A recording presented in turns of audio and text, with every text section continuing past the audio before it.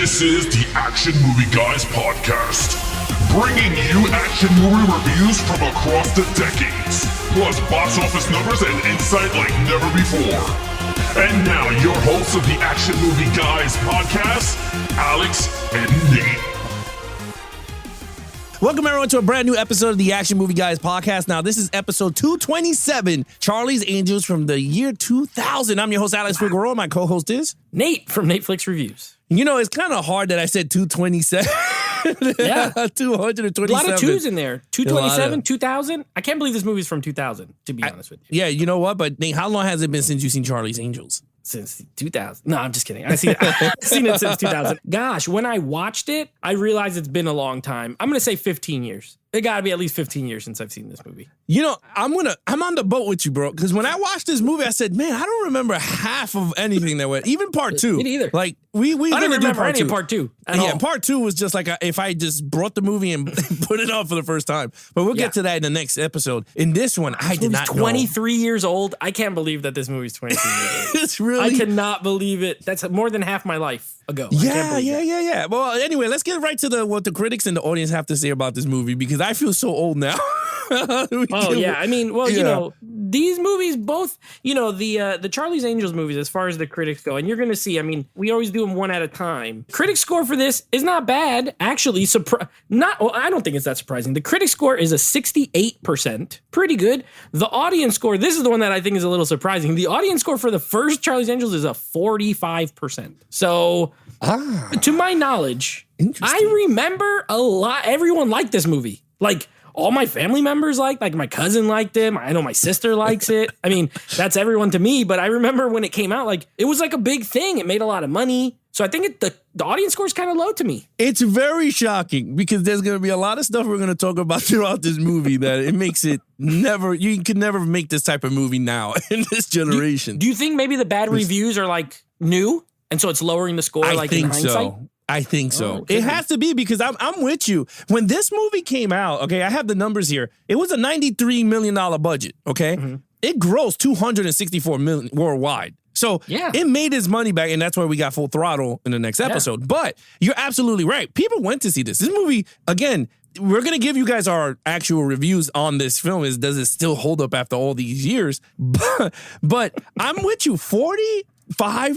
That is shocking, low, right? It's kind of weird. Seems shocking. It's a little weird. But with that said, let's get right into the movie review. Lead characters: Drew Barrymore, Lucy Liu, Cameron Diaz. Take it away, Nate. All right. So let me start off. I love all three actresses. Growing up, I was a big fan of Cameron Diaz since I was a kid. From The Mask, had a crush on her. And even when I got a little older, Something About Mary. Like, I thought she was a really good comedic actress for the time. It doesn't hurt that she's gorgeous, like tall, blonde, beautiful. Drew Barrymore, I mean, who didn't grow up with, if you watch E.T., you knew her from when she was a little kid. And then Lucy Liu, she was a little bit newer at this time, 2000, but a really good actress. So I like the actresses, the characters. I think they're fine. I think I gave them a 4, together, because they're all three the lead. I will say, I think this feels very like TV show-y. I think they did an okay job with making this seem like it was a movie of a TV show, if that makes sense, because you don't really get any backstory. Like, you get the little clips from when they were younger. Like, one of them was a nerd, and one of them was like rode horses, and then Drew Barrymore was like a rebel, and that's it. That's all you get. That's how they were, and now they're spies. You know what I mean? So why I gave them the 4, though, is because I love their chemistry together. I like how they work together. I like how they bounce off each other. I don't know why every time the scene that makes me laugh the most is the one where they go to that facility, Tim Curry's facility, and Lucy Liu's like that dominatrix teacher lady. And the other two are dressed like men. Yeah. Cameron Diaz looks like Viggo Mortensen. Yeah, she does. It's mad weird. She looks just like Viggo Mortensen. And like that whole scene cracks me up. Like, but I love all their interactions with each other. I think they're really good in the action scenes too. Like, they had stunt people, but you can also see, because of the way it's shot, they did a lot of stuff themselves. Yeah. So I think they're fun characters. They're not particularly deep characters because there's not a lot of, backstory. And in the movie, like there's the little love stories for each one of them. Drew probably has, I think her character in the second, well, we're not getting to the second movie yet, but I think she has the most because she has that relationship with the villain, which kind of plays into the story more. But anyway, I thought they were good. I thought they were fun. They're gorgeous. And I gave him a 4. You know, it's funny. I mean, I know you gave him a 4. I gave him a 5. I thought, you know what? They had that, and you said the right word. Because with these Charlie's Angels films, or anything that has team up, or a group of more than 2, you got to have chemistry. And these girls had it. They had the same type of chemistry that the Ocean's 11 crew had, that they all worked well together. You didn't care what the storyline was because they had so much fun and you enjoyed watching them doing what they had to do. And that's how I felt with these girls. Now, we're going to talk about all the storylines and the action scenes and everything that falls in line. But in terms of them doing their stuff, you're absolutely right. They look like they had fun on set. The reason why I gave it a 5 was for the script, because the script was very like vintage, retro, modern Charlie's Angels, where they try to give you like the old school version of Charlie, but they threw it into that 2000 action movie style. We're going to talk about breaking down later in a few, but it worked for me. And I think with Lucy Liu and Drew Barrymore, and I'm going to be honest with you, I was never a big fan of Drew Barrymore, but I fell in love with her after this movie. I mean, not now. Yeah. I'm talking about when I saw it a long time ago. Yeah, of course. I was like, she's gorgeous and everything. And I thought, like, oh, man, she has a down-to-earth personality. I want to marry her. Right? She seems like, the most accessible of the 3. Yeah. Yeah. So I was just like, all right, cool. Cameron Diaz, I wasn't all crazy about. And then Lucy Liu, I was just like, she's hot, but she could whip my ass. And I was like, I don't want that. It's like, I don't want that in a female. I just want to have fun. But in terms of everything, they had it and they worked it. And they worked so well. And the director, MGM, what was his name? MCG? Mick G. Mick G, yeah. MGM. MGM. Yeah, Mick G. Mick G, yeah. Mick G, he did a great job casting these girls in the role. So, with that said, my man Eric Knox, played by Sam Rockwell. Yeah, Sam Rockwell. So this is where it kicks in, where like I didn't remember stuff when I was watching this. Because all I remembered was Crispin Glover. When like he plays that creepy thin man guy who screams. Yes. And his storyline is hilarious to me. Like, this movie's funny. I'll be honest. I laughed quite a number of times. I only remembered him. So then when I saw Sam Rockwell, and this is one of those movies. So in my opinion, it hurts the villain category a little bit, because this is one of those movies that has like 2 red herrings that make you think this is the villain, but it's actually this. Like they make Tim Curry like, oh, Tim Curry's the villain. He's this big, and he's not at all. He's not the villain. I mean, he may not be a great guy, but he's not the villain. And then Crispin Glover, it's like, he's the villain, but he's just a henchman. And then it's like, it's the woman. She's the villain. And then it's Sam Rockwell. So, I do like the motivation though. Again, he thinks Charlie killed his dad back in war in Vietnam or whatever. And so he is using the Charlie's Angels, the Charlie Agency, whatever it's called, to do this thing. He's throwing them off so he can get access to them, so he can get his revenge. I'm cool with the motivation. It's not a 5 for me because of it takes too long for you to know that he's the real villain. And once you do, he doesn't do much, right? Like he shoots at Drew Barrymore because he doesn't hit her. He shoots at Drew Barrymore. He yells. He dances, which is hilarious. I love when he's doing the dancing and stuff. Even at the end in the credits, I think he does like a split, which cracked me up. And then he flies a helicopter and he gets blown up. So I still gave him a 4. I think he's good because I like the motivation of him. I just wish that I don't know. I wish it was a little sooner. Like it took a little while to get to it. And I wish there wasn't so many red herrings. But overall, I love Crispin Glover in this, by the way. Like, I love the way he looks. I love his, just his demeanor. His fighting scenes are awesome. So I like him a lot, but Rockwell, I give it a 4. Yeah, I agree. I give him a 4 too. I liked him a lot. I thought he worked well for this movie. You're right. He took him a while to become the villain, but I liked it though. I liked the little nuggets they were throwing here and there, like a little murder mystery type movie.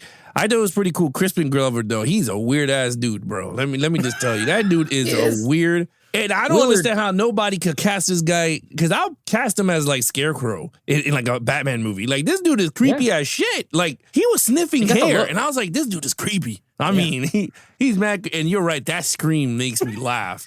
I know it's not supposed to, but it is just one of the funniest things. I'm like, damn, George McFly went bonkers. That's what Yeah. I think of. If I see him, I think of George McFly and Friday the 13th 4, where he's doing that dance when they're at the party. Yeah. And he's doing that crazy dance. Yeah. That's all I think of when I see Crispin Glover. He's hilarious. Yeah, I mean, again, Sam Rockwell did a great job in the role, and Crispin Glover also did a good job. You know, we didn't even talk about it. Bill Murray plays Bosley. We didn't talk about it too. I mean, we'll talk about it in storyline. We don't have to bring Yeah, it I'm up here. saving it for villain. like overall. I have some points on the cast. That's fine. This That's fine. All right, here we go. I gave him a 4. You gave him a 4. Action scenes. You know what? I'm sticking with it. Another 4 for me. Surprisingly, I gave it a 4.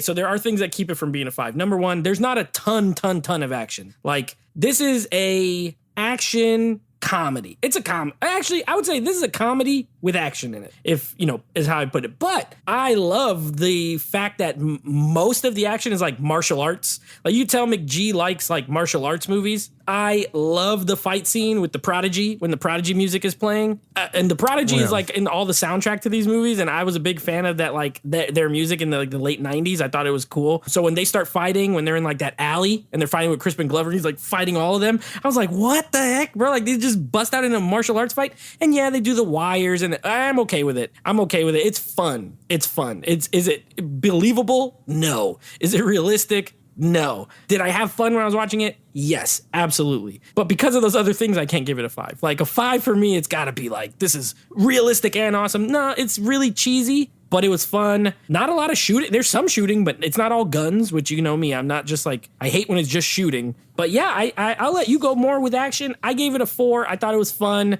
I like the girls fighting and stuff like that. Yeah, I thought it was cool. I mean, look, there's not much to say. I agree with you on the 4. I mean, this was not a perfect 5 in terms of action. You had a lot of action. I mean, you do have a lot of action scenes, but they were short. It wasn't long, epic that you're known for. But it was kind of short. But they got to the point. I don't get too crazy with the ropes, because again, it was 2000, and in that year, there was a lot of films that had that type of style of filming. The Matrix came out. I think part 2 or 3 came out, which that used wires. Didn't Drinking Dragon? Crouching Tiger, Hidden Dragon? Yeah, didn't that shit come out during that time period? Yeah, but and that's all, and that's a Chinese film, and this style is from those Chinese movies anyway. Yeah, like those martial arts. Yeah, so it has like that feel, but I remember that time. I mean, even Kill Bill, didn't 1 or 2 came out during that whole craze. Martial arts was kind of picking up during that time, I think, in the 2000s. Early 2000s, yeah. Yeah, so it was picking up. So I gave it the okay. I was like, you know what, it is what it is. And it was kind of fun seeing them doing it anyway. Even when she's sitting in a chair and she was like, wait. She was like, I'm going to snap your neck. I'm going to do a backflip and do something to you. And then, I'm going to moonwalk. Yeah, I like that Get part. out of there. Yeah, and then she didn't even moonwalk. She just walked backwards and then broke out because she couldn't moonwalk. Yeah, it was horrible. That was bad. Yeah, that was really bad. But you're right. The scenes with Crispin Glover as him fighting was actually pretty cool. I like that he fought Lucy Liu at the end. I thought that was pretty cool. They worked well together there. Cameron Diaz, I think, fought the Rockwell's girl. Yeah, that was what's her name? Kelly Lynch. She was from Roadhouse. Dalton's girl from Roadhouse. Was that lady. Oh, okay. Yeah. Okay. More karate. More karate. Tai Chi. But yeah, I mean, other than that, the only thing I would say that was actually pretty badass is that Sam Rockwell threw a missile at Crispin Glover and the girl and blew him up, which I was like, okay. Yeah. I was like, that's kind of evil, but I like it. It was pretty cool. Very cool. Other than that, I gave it a 4. You gave it a 4.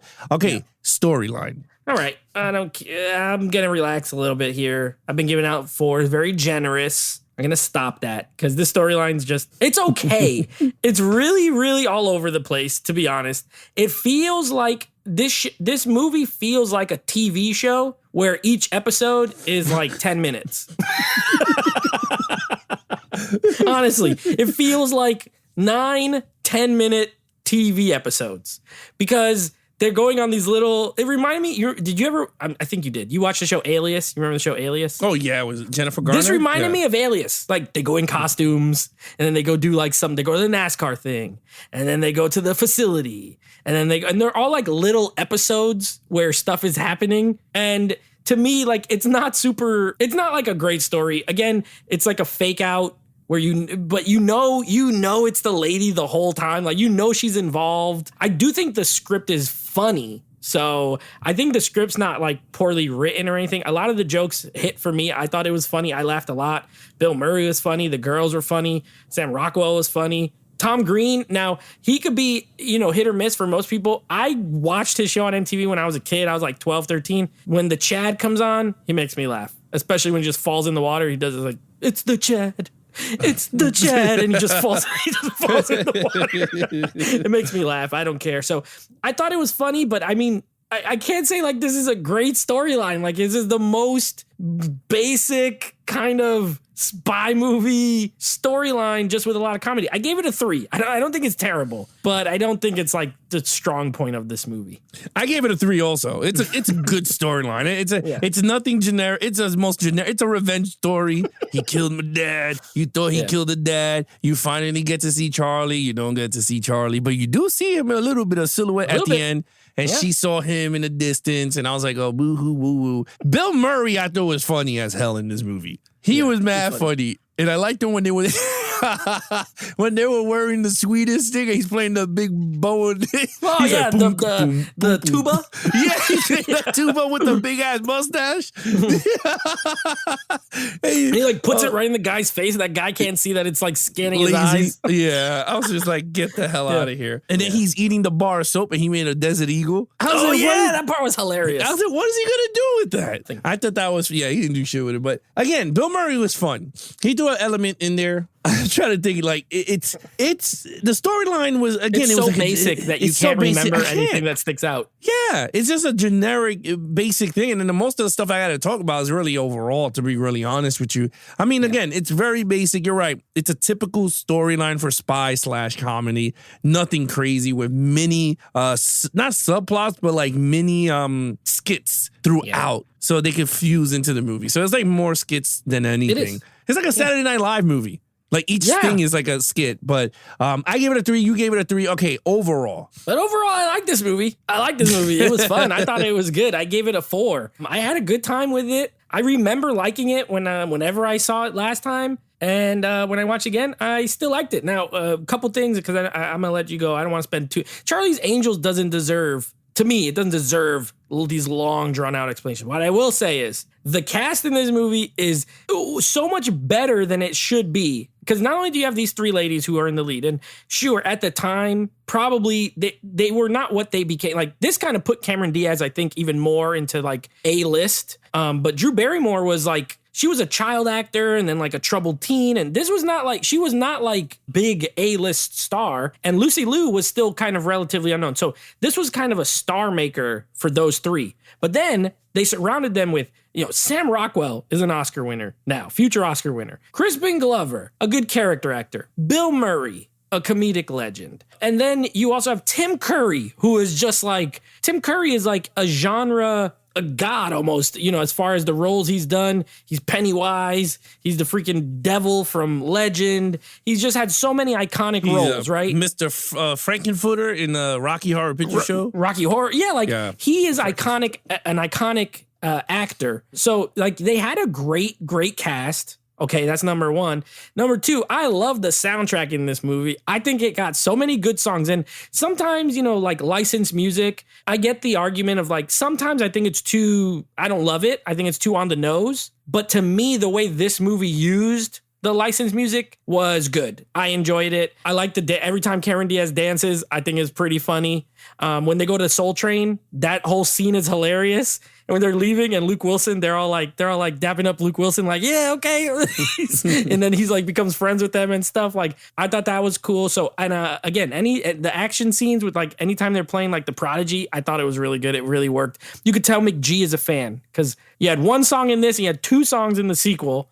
But I love the soundtrack. So great soundtrack, great cast, and it's a lot of fun and it makes you laugh. So I gave it a 4. Yeah, look, I mean, you said everything there. I gave it a 4 also. I thought it was a great film. My only thing is this type of movie cannot be made anymore. Like right now. One, a lot of sexual innuendos that I don't even remember until I was watching. I was like, holy crap. Like they really went down this route. Like, especially like when they're in a race car and Drew Barrymore, you could see her boobs. I mean, pretty much you could see her side boobs. You're like, okay, that will never be shown in now because it's like you're exploiting the women now, pretty much now.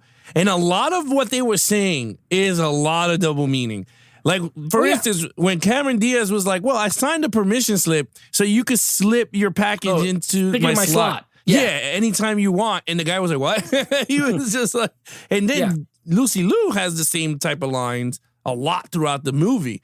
So there's like a lot of sexual, like double meaning, pretty much, like a double stand type meaning. Like, you know what they're trying to say. They're very sexualized. I agree with that. I would think that studios would not do it now because of the way the climate is. Yeah, the culture right now is not with that. Yeah. But I believe Drew Barrymore was a producer on this, so it's like they were cool with it. It was a different time. It was definitely a different time, but I agree with you. This is not happening today. Not in this way. I mean, but look at their getup. Like, you had the when they were dressing Swedish girls, they were pretty much fully whatever. Drew Barrymore's in her underwear most of the time in the film. So she's shaking her bum. Cameron Diaz. Cameron Diaz is shaking her bum. Then you got Lucy Liu when she's doing her erotic, like, you know, she's in her dominatrix. Yeah, and then she's acting, and then all the guys are like goo goo gaga over her. Like, why don't you show me? And all of a sudden, everyone is running down the hallway with her. Which, that was a funny scene, because I like funny. Every time she hits Drew Barrymore with the whip, and she's like, oh.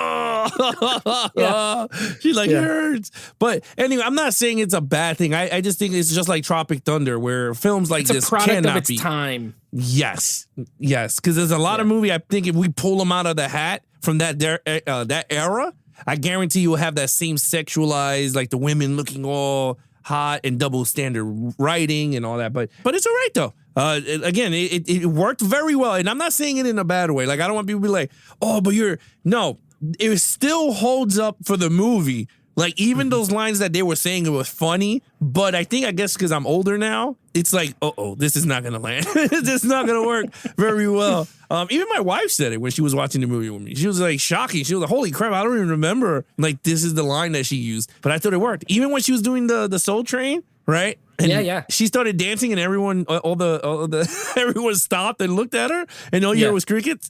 I thought that was funny. It was funny. Yeah, she was like, "Come on, people, let's dance." Like, you want to go up on stage? And she was like, "Can I go up on stage?" And then as soon as she gets up there, she starts like Sir Mix-a-Lot starts playing. I thought it was hilarious. Like, it was funny, but it is. I agree. It's one of those things of like, and it's PG-13, so let's not. This is not gratuitous. It's not like there's no full-on nudity. There's no. But there's enough. You know what this reminded me of? Austin Powers. This is the kind of like sex jokes that Austin Powers had at that time. You're absolutely. This is the girl version of Austin Powers. Pretty much. Yeah, pretty much. Like sexualizing everything, but just like fantasizing. Pretty much like using a lot of like cosplay clothes and all that to play with the guys, and it worked. I mean, I'm gonna be honest with you, it worked. The characters looked well. They spies, so it kind of fit that whole mold. But anyway, I gave it a 4. You gave it 4 total points. Total points for me is a 19 out of a 25. I was a little surprised when it was all done. I was like, well, dang, I didn't realize I was going to score it this high. But I had a good time. I think it's a fun movie. Watched it in 4K. 4K looked good. And the ladies looked great. And they were hilarious. And I had a good time watching it. I will definitely watch it in the future. It's a good, fun movie, honestly. Yeah, I agree with you. I was very shocked when I gave it the score. It came out to a 20 out of a 25. It was actually really good. I was stunned. I was like, you know what? It's been a while, but I picked up the 4K. Yeah. 4K was decent. It wasn't like all crazy. I thought Full Throttle looked way better, and it's on Blu-ray. Like the remastered version of it. But they might have shot it on different. Could be maybe different cameras back then, because one came out in 2003. I think this one probably shot on film, and that one could have been like digital, which starting look better. Yeah, it could have been. But anyway, with that said, there's nothing against it. 20. Nope. I was like, holy crap, this movie still holds up. It was funny. I loved it all. Bill Murray still makes me laugh. He goes, "Let me tell you a story, girls."